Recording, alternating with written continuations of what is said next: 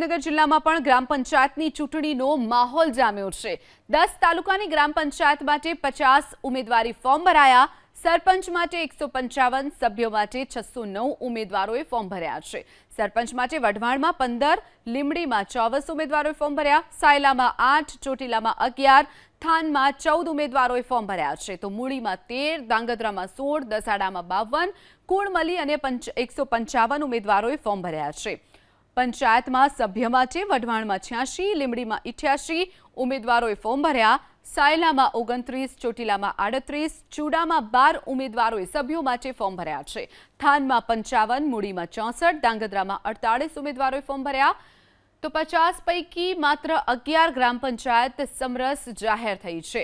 સુરેન્દ્રનગરમાં અત્યાર સુધીમાં 11 ગ્રામ પંચાયત સમરસ જાહેર થઈ છે। સુરેન્દ્રનગર જિલ્લામાં પણ ગ્રામ પંચાયતની ચૂંટણીનો માહોલ જામ્યો છે। 10 તાલુકાની ગ્રામ પંચાયત માટે 50 ઉમેદવારી ફોર્મ ભરાયા। સરપંચ માટે 155, સભ્યો માટે 609 ઉમેદવારોએ ફોર્મ ભર્યા છે।